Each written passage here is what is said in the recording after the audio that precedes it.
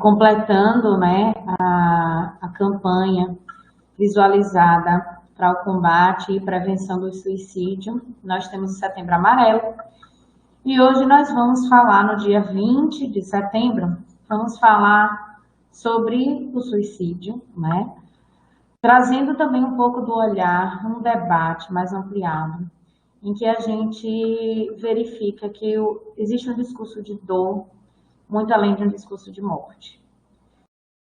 Bom, vou começar com vocês. Primeiro ponto é a gente entender o processo do suicídio em si, né? Como é que a gente define o suicídio, né? Então, aqui a gente verifica que o suicídio é um problema de saúde pública, mas acima de tudo é um problema de saúde social, e vocês vão verificar no desdobramento dessa apresentação, sendo considerado uma das principais causas de morte no mundo. O suicídio é uma morte social, que leva a uma morte emocional e que leva a uma morte biológica. Então, a gente percebe que existe uma cadeia até a gente chegar no ato em si. Primeiro, eu tenho um desdobramento de não pertencimento ou visualização subjetiva de não pertencimento ou de não ter capacidade ou habilidade de enfrentamento de uma situação em que eu vivo, social. Isso me gera emoções, isso me gera um apanhado de emoções que muitas das vezes eu também não construí ainda a habilidade de enfrentar. E por final, eu tenho a questão da morte biológica, o ato em si. E a gente também entende sobre comportamento suicida. Então, não podemos falar sobre suicídio sem a gente falar sobre o comportamento. Porque o suicídio é todo o processo. Mas existe o desdobramento até chegarmos no ponto do suicídio. E aí a gente fala desse comportamento suicida. O comportamento suicida envolve ideação, planejamento, tentativa e o suicídio propriamente dito. Comportamentos em geral motivados por crenças de desesperança. E no segmento da apresentação teremos um tópico diretamente vinculado ao processo da desesperança. A desesperança, vocês vão verificar junto comigo, que acaba sendo todo um apanhado de emoções ligados à dor propriamente dita, à tristeza, à frustração, à ansiedade, a medo e chegamos na desesperança. É como um contínuo que inicia com pensamentos de autodestruição, e aí a gente pode falar também de pensamentos de morte e morrer. Na clínica a gente verifica muito isso. Não é vamos dizer assim, o pensamento elaborado, pronto, propriamente dito, eu quero morrer. Mas quando a gente fala de pensamentos de morte e morrer, nós falamos de um discurso sublimado do paciente ou da pessoa que pense sobre isso. Ou ele comumente diz para você que está impressionado com histórias de morte, histórias de óbito, ou ele tem sonhos vinculados a se ver morrendo, ou pessoas próximas morrendo, ou uma sensação, pensamentos mesmo que atravessam a organização cognitiva dele, em que ele vê, é melhor acabar com tudo isso. Então, são pensamentos que vêm muito rasteiros, mas a gente chama de pensamentos de morte e morrer. Passa das ameaças a gestos, até a tentativa do suicídio. Então, eu também quero dizer para vocês que quando a gente fala no contínuo, a gente fala que existem sinais da pessoa que não necessariamente se prepara. Muitos atos suicidas são impulsivas, gotas d'água que acontecem e que esse copo está completamente cheio, ele não vê na mente dele, ele não vê uma capacidade de dar seguimento ao enfrentamento daquilo que ele está vivendo, e precisa, às vezes, de uma pequena situação para que ele possa se desesperar e cometer. Mas a gente tem desde os pensamentos até os meus sentimentos, até um discurso, às vezes não tão elaborado, mas pequenas ameaças. É um discurso de desespero e de dor que o paciente evoca. O suicídio. Não podemos pensar no suicídio, né, diferente de ser um transtorno multidimensional, porque envolve todas as áreas da vida de uma pessoa, né? Resulta de uma interação que a gente chama de uma interação complexa, desde fatores ambientais, como eu estou, né, meu suporte familiar, meu suporte social, fisiológicos, genéticos, biológicos, se eu tenho algum transtorno, se eu tenho alguma doença, se eu estou passando por alguma situação em que eu não consigo lidar com ela expressamente, né? Então a gente chama de um transtorno multidimensional. Não existe um único aspecto que a gente olhe para necessariamente entender a causa de uma pessoa que entra no caminho do suicídio, tá? Independente do ponto de vista que é analisado, das nossas crenças, dos nossos valores, né, das nossas ideologias, né, o comportamento suicida completa uma dimensão central relacionada ao sofrimento. Então, eu quero dizer para vocês que aquele discurso que comumente a gente, às vezes, até se acostumou em muitos momentos entre ele foi muito corajoso ou essa pessoa foi muito fraca, independente desses discursos, eu preciso dizer para vocês que toda pessoa que ela comete suicídio é uma pessoa que está em sofrimento. Não importa em qual dimensão, mas antes do ato suicida, existe uma pessoa que sofre. Não é somente uma tragédia no âmbito pessoal. O que eu quero dizer com isso é que, em uma situação de suicídio, toda a família, a comunidade, aquelas pessoas que estão ao redor, que participam, vivenciam, às vezes, o dia a dia com a pessoa que se suicidou, também sofrem. Então, não é somente um sofrimento pessoal. Existe toda uma questão de fragilização das pessoas que estão ao redor do ser humano que comete o suicídio. E aí aqui eu trago para vocês rapidamente alguns dados, né? Cerca de 800 mil pessoas morrem por suicídio todos os anos. Todos os anos. Até o momento, a gente ainda tem como estatística que os homens cometem mais atos suicidas do que as mulheres. Para cada suicídio, há muito mais pessoas que tentam suicídio a cada ano. Então, assim, o comportamento suicida, o ato suicida em si, ele é um dado, mas existe o dado das pessoas tentantes, mesmo que não tenham chegado ao fim. Então, a gente precisa olhar o processo do suicídio não somente como ato, aquela pessoa que tirou a própria vida, mas eu preciso verificar todo o contexto de pessoas que tentaram, pessoas que ainda manifestam ideação suicida e que estão nesse processo de pensamentos de morte, morrer, de ideação suicida. O suicídio é a segunda principal causa de morte entre jovens na idade entre 15 e 19 anos, isso também é importante, tirando a violência entre os jovens também e acidentes.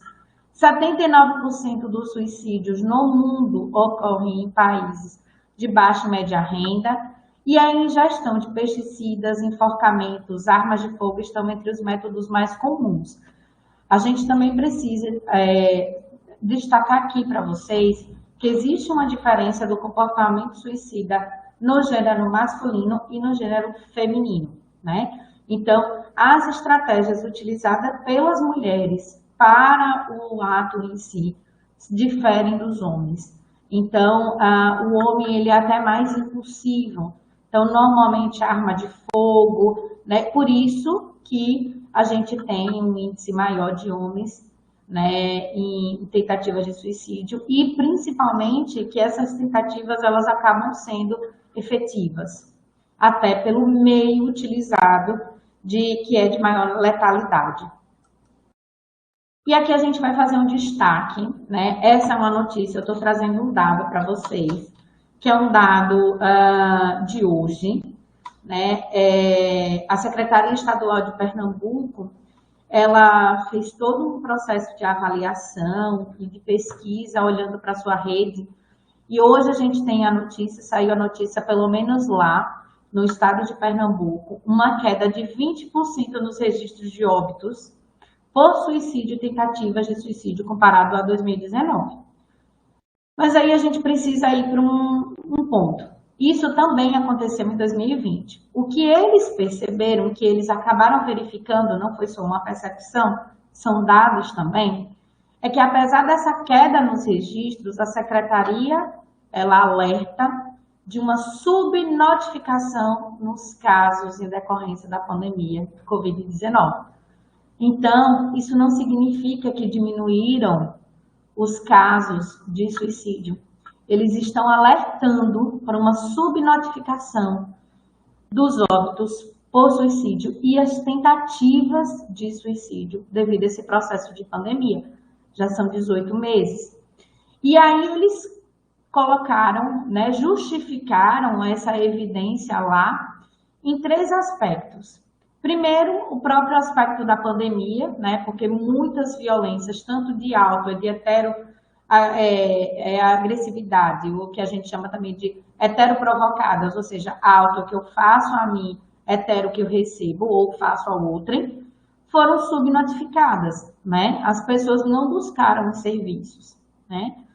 Uma falha no sistema do Ministério da Saúde, né, que impossibilitou o registro de casos, então não podemos esquecer que essa pandemia, obviamente, nos pegou de surpresa, vários serviços, a nós mesmos, enquanto pessoas, mas os serviços, de maneira geral, precisaram se adaptar ao momento e criar novas estratégias de lidar com tudo que estava acontecendo. E o isolamento social causado pela pandemia aumentou o uso de substâncias psicotrópicas. Isso aqui eu vou fazer um destaque, é uma evidência na clínica. Então, vários pacientes, inclusive pacientes meus, começaram a ingerir bebida alcoólica cotidianamente. Esse é um ponto de vulnerabilidade, nós vamos ver lá nos fatores de risco. Pacientes que aumentaram o uso de remédio e pacientes que tiveram, em processos de crise, tentativas de suicídio com o uso de medicação. Então, aí qual é o destaque, Lorena? O destaque é, a gente tem aqui uma visualização de Pernambuco. Mas será que a gente não pode pensar no resto dos estados, nos outros estados? Como é que foi isso para os outros estados?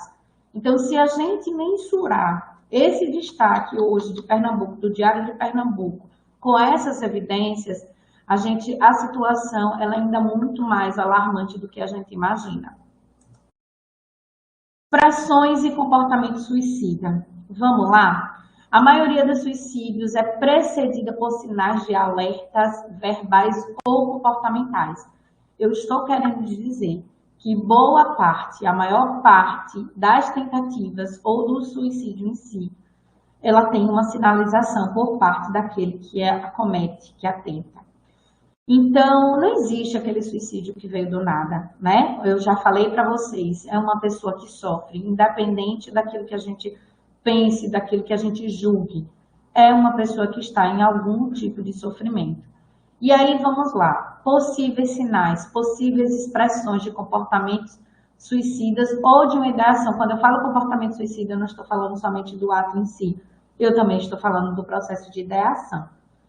Falar sobre o desejo de morrer, né? Então, às vezes, aquela expressão, eu preferia morrer, né?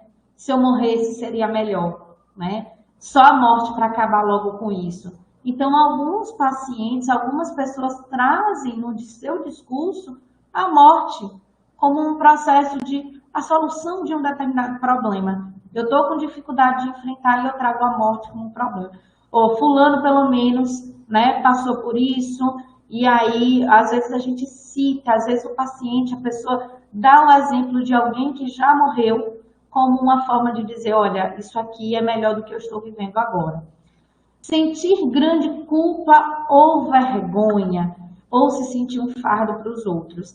Então, às vezes a gente, seja um paciente com um transtorno mental associado, e a gente vai ver a vulnerabilidade disso para o comportamento de tentativas de suicídio, mas às vezes os pacientes com algum transtorno, a gente sabe o quão difícil as doenças mentais são, né? Principalmente porque nós já passamos muito tempo negligenciando, né, a existência dos transtornos mentais, porque são muitos transtornos, são invisíveis, não são perceptíveis, né? Então, assim, às vezes eu tenho uma pessoa que está interagindo, que está trabalhando, que vai ao supermercado, que vai a feira que tem uma interação com a sua comunidade, mas isso não significa que aquela pessoa não sofra. Então, às vezes eu sinto muita culpa por não conseguir sair do estado que eu me encontro, culpa por não conseguir ser ou fazer diferente, vergonha vinculado a isso, e muitas das vezes eu me sinto um peso. A pessoa pode se sentir um fardo, pode se sentir pesado para quem está ao seu lado. Sensação de vazio. Essa sensação de vazio, boa parte dos pacientes que apresentam transtorno mental, ela é referenciada, né? Desesperança, estar preso ou sem razão para viver. É aquele paciente paralisado no seu processo de dificuldade no enfrentamento de problemas. Então, eu paraliso. Eu não consigo nem fazer mais, nem fazer menos. Isso gera uma angústia. E angústia, eu sempre falo para todos. Angústia, não é um sentimento primário. É produto de um mix de sentimentos. A gente não consegue definir necessariamente angústia. Então, o paciente ele tem uma dificuldade também de definir o que ele está sentindo, por conta do processo de angústia. E não ver sentido em sua vida. Então, é aquele paciente que tentou, está extremamente frustrado porque os resultados ainda não são, na visão dele, não são compatíveis aos esforços que ele lançou para poder enfrentar as suas dificuldades. Sentir-se extremamente triste, ansioso, agitado, cheio de raiva. Vocês vão verificar que o elemento da tristeza, da raiva, da ansiedade, da frustração são elementos muito comuns naqueles pacientes ou pessoas que passam pelo processo de sentimento de morte e morrer. E o processo da dor insuportável, seja emocional ou física, pacientes de dores crônicas, pacientes, a gente não fala só da dor emocional, a gente fala também de pacientes que por algum motivo, por alguma razão na sua história, são pacientes que passam pelo processo de dor crônica, pacientes altamente limitados e muitas das vezes com uma ideação de vida muito grande, mas não consegue fazer um alinhamento entre a sua limitação e a sua possibilidade de não viver nas coisas, nas experiências que ele pode ter, tá? Como perceber, então, alterações de comportamentos e mudanças? Como é que a gente percebe? Como é que eu verifico essa sinalização, Lorena? Então, vamos lá. Atenção aos sinais. Vamos prestar atenção nas mudanças de comportamento? Eu coloquei aqui. Às vezes a gente verifica que tem uma pessoa conhecida ou um caso de alguém que nos conta. É aquela pessoa que começa a fazer um plano ou pesquisar maneiras de tirar a própria vida.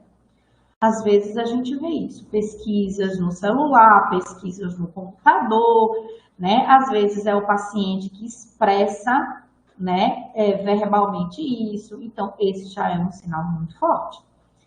Afastar-se dos amigos é o isolamento, é você começar a se isolar nas suas companhias sociais, na sua rotina social. A gente já percebe ali um sinal de alerta. Não necessariamente que o paciente vai se matar, não necessariamente que o paciente vai recorrer ao suicídio, mas como eu disse a vocês, muito mais do que um discurso de morte, existe um discurso de dor, de sofrimento. Então, esse já é um indicativo de uma pessoa que sofre, que está precisando de ajuda. Uma coisa que vocês vão perceber, e que eu vou deixar muito bem claro aqui, é que prevenção não é previsão.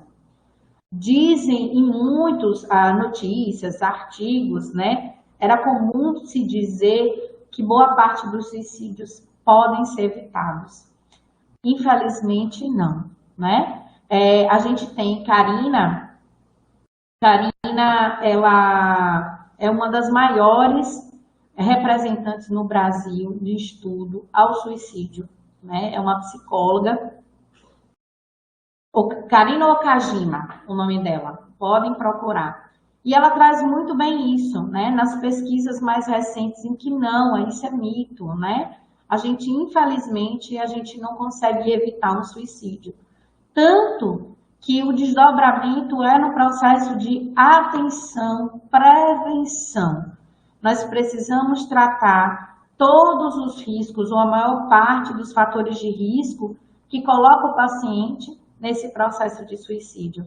Mas, infelizmente, a gente não consegue evitar. Então, o que nós estamos fazendo aqui, além de elucidar o tema suicídio, é também trazer para vocês processos, habilidades, que vocês sejam habilitados, que vocês se tornem facilitadores da prevenção de uma pessoa que pensa no suicídio como uma possibilidade de resolução de problemas para a vida dela, tá bom?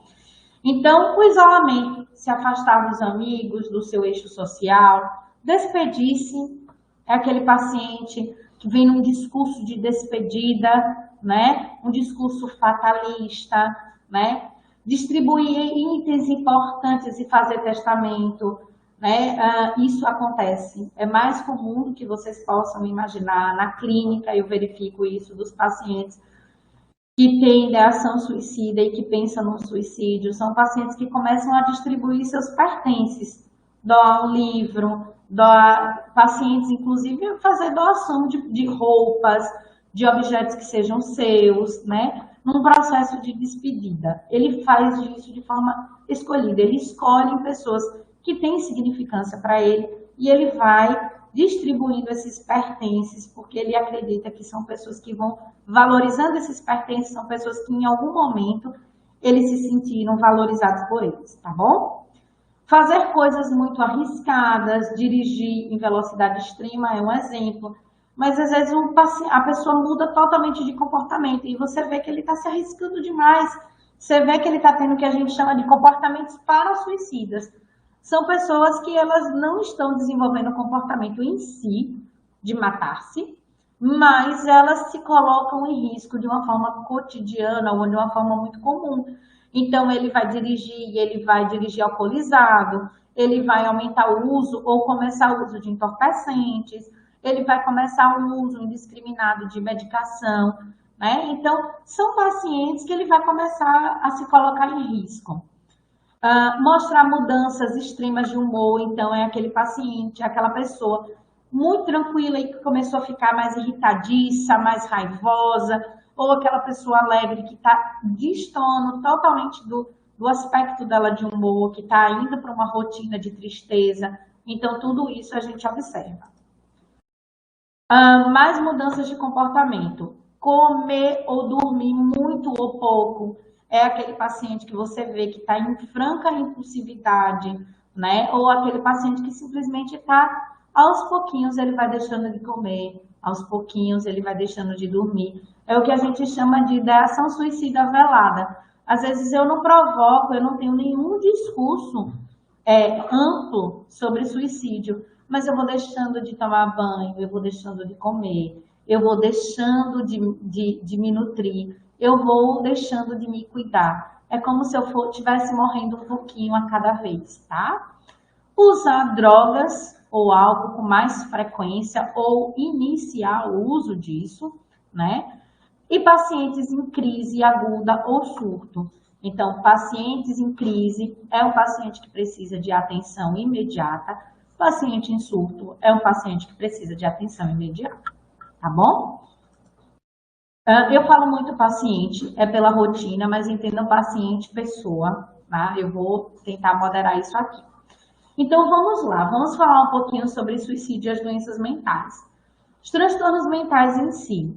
Por que que eu coloquei esse tópico como um destaque aqui na nossa apresentação? Porque boa parte dos pacientes ou das pessoas que tentam suicídio, eles apresentam algum transtorno mental.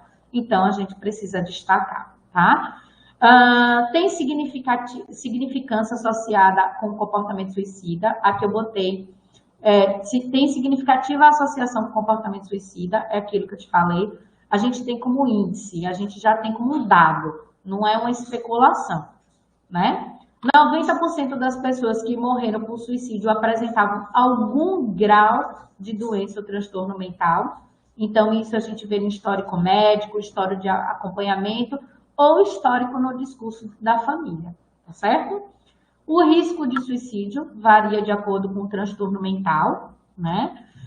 Sendo associado mais comumente à depressão e aos transtornos por uso de álcool. Mas, realmente, a gente vê muito essa coisa vinculada à depressão, mas a gente tem um índice, por exemplo, alto de pacientes com autismo, que tem vulnerabilidade para o suicídio, pacientes com transtorno do déficit de atenção e hiperatividade, que também tem uma vulnerabilidade para o suicídio, pacientes de transtorno bipolar, a gente tem vulnerabilidade para o suicídio, pacientes esquizofrênicos, que são chamados pacientes psicóticos. Então, a gente olha para a depressão. Por quê? A depressão, o paciente ele visualiza mais, você vê em todos os contextos, seja social, ambiental, emocional, os recursos comportamentais do paciente. Mas a gente precisa pensar nos outros. Um transtorno, ou no rol dos transtornos, que também tem muita vulnerabilidade para o suicídio, são os transtornos de personalidade, que a gente fala muito pouco, mas a gente precisa ainda ampliar o nosso olhar para os transtornos de personalidade. Então, a gente entende que quando existe uma comorbidade, o risco, inevitavelmente, aumenta. Então, pessoas que apresentam mais transtorno mental ou uma gravidade no seu transtorno mental têm mais riscos significantes de cometer o suicídio. Pensando, né, aqui, colocando aqui, gente, que os transtornos mentais, eles têm também as suas gradações, desde o transtorno mental mais agravado, um transtorno mental leve, um transtorno mental moderado. Então, a gente também coloca que a intensidade, a frequência dessa pessoa com transtorno mental também ajuda a aumentar o risco de suicídio, tá? Vamos lá. E o suicídio com as doenças mentais em si? O que é que a gente tem? Risco de suicídio é estimado em 4% dos pacientes com transtorno bipolar apresentam risco ao suicídio. A gente tem 5% das pessoas com esquizofrenia, aqui os pacientes psicóticos, 7% em dependentes de álcool, né? 8% em pacientes de transtorno bipolar. Mas, como eu falei no slide anterior, não vamos esquecer dos transtornos de personalidade. Aqui destacam-se antissocial, borderline com traços de impulsividade, agressividade e frequentes alterações de humor. Um ponto aqui para a gente também ter como nota. Qual é o ponto, Lorena? Pacientes em cuja existe um encurtamento entre suas crises, são pacientes também muito mais vulneráveis.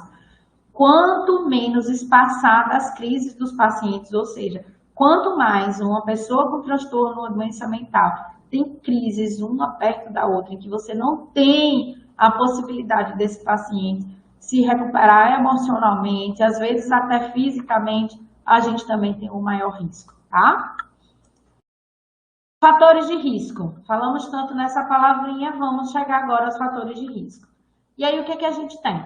Apresentar alguma doença mental, transtorno mental, não é isso?